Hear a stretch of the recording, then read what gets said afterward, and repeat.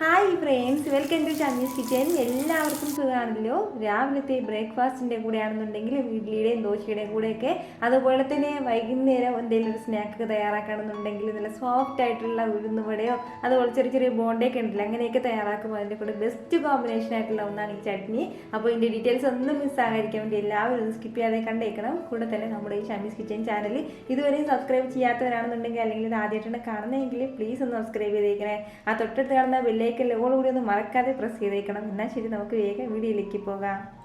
നമ്മുടെ ഈ ചട്നി തയ്യാറാക്കാനായിട്ട് വളരെ വളരെ സിമ്പിളാണ്. അപ്പോൾ അതിന് വേണ്ടിയിട്ട് ഒരു കടായി ഒന്ന് ചൂടാക്കാൻ വെച്ചതിന് ശേഷം അതിലേക്ക് ഒരല്പം എണ്ണ, അതായത് ഇതുപോലെ ഒരേ ഒരു ടീസ്പൂൺ അളവിൽ എണ്ണ ചേർത്ത് കൊടുക്കാം. എണ്ണ ഒന്ന് ചൂടായി വരുമ്പോഴത്തേക്കും പിന്നെ ഇതിലേക്ക് വേണ്ടതാണ് അത്യാവശ്യം വലിയ വെളുത്തുള്ളി. ഒരു 5 വെളുത്തുള്ളി ഞാനിപ്പോൾ എടുത്തിട്ടുണ്ട്. ചെറുതാണെന്നുണ്ടെങ്കിൽ ഒരു 6-7 വെളുത്തുള്ളി നമുക്ക് വേണ്ടി വരും.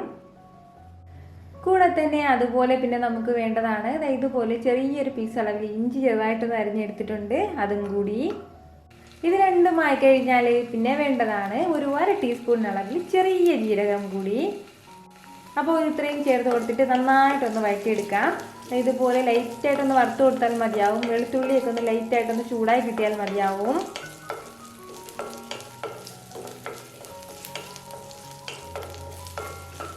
ഇതുപോലെ ലൈറ്റായിട്ടൊന്ന് വഴറ്റി കൊടുത്താൽ മതിയാവും. നമ്മുടെ ചെറിയ ജീരകം നന്നായിട്ടൊന്ന് മുരിഞ്ഞ് കിട്ടണം, അത്രയും മാത്രമേ ഉള്ളൂ.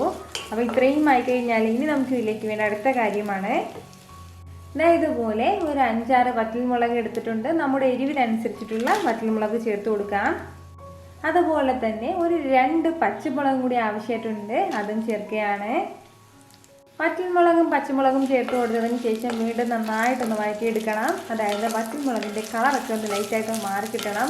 കടായി നല്ല ചൂടാണ്, പെട്ടെന്ന് തന്നെ കളറൊക്കെ ഒന്ന് മാറി കിട്ടിക്കോളും. ഫ്ലെയിം നമ്മൾ മീഡിയത്തിൽ തന്നെ വെച്ചിരുന്നാൽ മതിയാവും. ഒരുപാട് ഹൈ ഫ്ലെയിമിലും വെക്കേണ്ട, അതുപോലെ തന്നെ ഒരുപാട് ലോ ഫ്ലെയിമിലും വെക്കേണ്ട ആവശ്യമില്ല. പെട്ടെന്ന് തന്നെ തയ്യാറാക്കി എടുക്കാൻ പറ്റുന്നൊരു ചട്നിയാണ് കേട്ടോ ഇത്. ഇതുപോലെ ഇപ്പോൾ കളറൊക്കെ ലൈറ്റായിട്ടൊന്ന് മാറി തുടങ്ങിയിട്ടുണ്ട്. ഈ ഒരു സമയം നമുക്കിതിലേക്ക് ഒരു സവാള ചേർത്ത് കൊടുക്കാം. അത്യാവശ്യം വലിയ സവാളയിൽ ഒരു സവാളയാണ് എടുത്തിട്ടുള്ളത്. തീരെ ചെറുതാണെന്നുണ്ടെങ്കിൽ ഒരു 2 സവാള നമുക്ക് വേണ്ടി വരും. അതുപോലെ തന്നെ ഒരല്പം കറിവേപ്പിലയും കൂടി. ഇത് ഇത്രയും ചേർത്ത് കൊടുത്തതിന് ശേഷം വീണ്ടും നന്നായിട്ടൊന്ന് വഴറ്റി കൊടുക്കണം. നമ്മുടെ സവാള എല്ലാം നന്നായിട്ടൊന്ന് വാടി കിട്ടുന്നത് പോലെ ഒന്ന് വഴറ്റിയെടുക്കാം.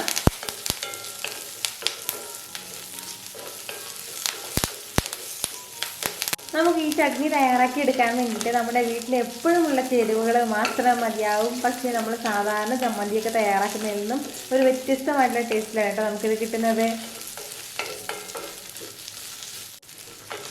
ഇപ്പോൾ നമ്മുടെ സവാളയെല്ലാം നന്നായിട്ടൊന്ന് വഴണ്ട് തുടങ്ങിയിട്ടുണ്ട്. ഈ ഒരു സമയം ഇനി നമുക്കിതിലേക്ക് വേണ്ടതാണ് ഇതുപോലെ ഒരു 2 തക്കാളിയും കൂടി. അത്യാവശ്യം വലിയ തക്കാളിയിലാണ് 2 എടുത്തിട്ടുള്ളത്. ഒരു മീഡിയം സൈസ് തക്കാളിയാണെന്നുണ്ടെങ്കിൽ 3 നമുക്ക് വേണ്ടി വരും.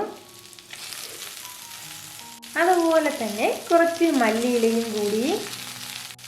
ഇതും കൂടി ചേർത്ത് കൊടുത്തതിന് ശേഷം വീണ്ടും നന്നായിട്ട് നമുക്ക് എല്ലാം കൂടി ഒന്ന് വഴറ്റിയെടുക്കാം.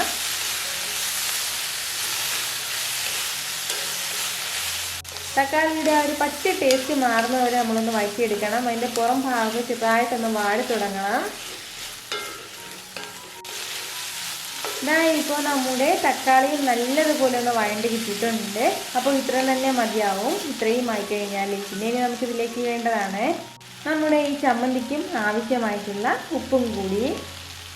ഉപ്പും ചേർത്ത് കൊടുത്തു കഴിഞ്ഞാൽ പിന്നെ നമുക്ക് ഫ്ലെയിം ഒന്ന് ഓഫ് ചെയ്യാം. ഓഫ് ചെയ്ത് കൊടുത്തതിന് ശേഷം നല്ല രീതിയിൽ ഇതെല്ലാം കൂടി ഒന്ന് മിക്സ് ചെയ്ത് കൊടുക്കണം. ഇപ്പോൾ അത്യാവശ്യം നല്ല ചൂടാണ്. ഈ ചൂടൊന്ന് മാറിയതിന് ശേഷം, അതായത് നല്ലതുപോലെ തണുക്കേണ്ട ആവശ്യമില്ല, ചെറുതായിട്ട് ചൂടൊന്ന് മാറിയതിന് ശേഷം നമുക്ക് മിക്സിയുടെ ജാറിലേക്ക് ഇതൊന്ന് മാറ്റാം. ഞാനിപ്പോൾ ഇതുപോലെ ഇതൊന്ന് മിക്സിയുടെ ജാറിലേക്ക് മാറ്റിയിട്ടുണ്ട്. അത്യാവശ്യം നല്ല കട്ടിക്ക് തന്നെ നമ്മുടെ ചമ്മന്തി വേണമെന്നുണ്ടെങ്കിൽ ഇതിലേക്ക് വെള്ളം ചേർക്കേണ്ട ആവശ്യമില്ല. അല്ലാന്നുണ്ടെങ്കിൽ കുറച്ച് ലൂസായിട്ടാണ് വേണ്ടതെങ്കിൽ കുറച്ച് വെള്ളം കൂടി ചേർത്ത് കൊടുത്തിട്ട് നമുക്ക് നല്ലതുപോലെ ഇതൊന്ന് അരച്ചെടുക്കാം. ഇതുപോലെ നല്ല സ്മൂത്തായിട്ട് ഞാനിപ്പോൾ ഒന്ന് അരച്ചെടുത്തിട്ടുണ്ട്. ഇത്രയും ആയിക്കഴിഞ്ഞാൽ ഇനി നമുക്കിതിലേക്കൊന്ന് താളിച്ച് കൂടി ചേർക്കാനുണ്ട്. താളിച്ച് ചേർക്കാനായിട്ട് വീണ്ടും അതേ കടായിലേക്ക് തന്നെ ഒരല്പം എണ്ണ ചേർത്ത് കൊടുക്കാം. വെളിച്ചെണ്ണ തന്നെ മതിയാവും. എണ്ണ ഒന്ന് ചൂടായി കഴിയുമ്പോഴത്തേക്കും അതിലേക്ക് ഒരു 1/2 ടീസ്പൂൺ അളവിൽ കടുക് ചേർക്കാം. കടുകിനോടൊപ്പം തന്നെ പിന്നെ വേണ്ടത് 1 ടീസ്പൂൺ അളവിൽ മുഴുവൻ ഉഴുന്നും അതുപോലെ തന്നെ 1 ടീസ്പൂൺ അളവിൽ കടലപ്പരിപ്പും കൂടിയാണ്. ഇനി ഇതെല്ലാം കൂടി ചേർത്തിട്ട് നല്ല രീതിയിലൊന്ന് വഴറ്റിയെടുക്കാം. എൻ്റെ കളറൊക്കെ ഒന്ന് ലൈറ്റായിട്ട് മാറി വരട്ടെ. ഇപ്പോൾ ഇതിൻ്റെ കളറെല്ലാം നന്നായിട്ടൊന്ന് മാറി തുടങ്ങിയിട്ടുണ്ട്. ഇത്രയും ആയി കഴിഞ്ഞാൽ ഇനി നേരെ നമ്മുടെ ചമ്മന്തിയിലേക്ക് ഇതെല്ലാം ചേർത്ത് കൊടുക്കാം. താളിപ്പം ചേർത്ത് കൊടുത്തതിന് ശേഷം എല്ലാം കൂടി നന്നായിട്ടൊന്ന് മിക്സ് ചെയ്ത് എടുത്തു കഴിഞ്ഞാൽ നമ്മുടെ സൂപ്പർ ടേസ്റ്റി ആയിട്ടുള്ള ചമ്മന്തി ഇവിടെ റെഡി ആയിട്ടുണ്ട്. ഉറപ്പായിട്ടും ഇതുപോലെ ഒരു ചട്ടി ഇതുവരെ തയ്യാറാക്കി നോക്കിയില്ല എന്നുണ്ടെങ്കിൽ നിങ്ങൾ ട്രൈ ചെയ്ത് നോക്കണം. നിങ്ങൾക്ക് നന്നായിട്ട് ഇഷ്ടമാവും. കൂടെ തന്നെ നിങ്ങളുടെ വിലയേറെ അഭിപ്രായങ്ങളെല്ലാം കമൻറ്റ് ബോക്സിൽ ഒന്ന് അറിയിക്കാൻ ആരും മറക്കരുത്. കാരണം നിങ്ങളുടെ കമൻറ്റ് കാണുമ്പോഴാണ് അതൊരു പ്രത്യേക സന്തോഷം, അതുപോലെ തന്നെ ഒരു പ്രത്യേക പ്രചോദനം ഉണ്ടാകുന്നത്. ഈ വീഡിയോ ഇഷ്ടമായാലും ഇതൊന്ന് ലൈക്ക് ചെയ്യാനും കൂടെ തന്നെ നിങ്ങളുടെ ഫ്രണ്ട്സിനും ഫാമിലിക്കും എല്ലാവർക്കും ഇതൊന്നും മറക്കാതെ ഷെയർ കൂടി ചെയ്ത് കൊടുത്തേക്കണം. വീണ്ടും നല്ലൊരു വീഡിയോ ആയിട്ട് നാളെ 2 മണിക്ക് കാണാം. അതുവരേക്കും എല്ലാവരും ഹാപ്പി ആയിട്ടിരിക്കുക, സന്തോഷമായിട്ടിരിക്കുക, എല്ലാവരും സേഫ് ആയിട്ടിരിക്കണം. Take care friends.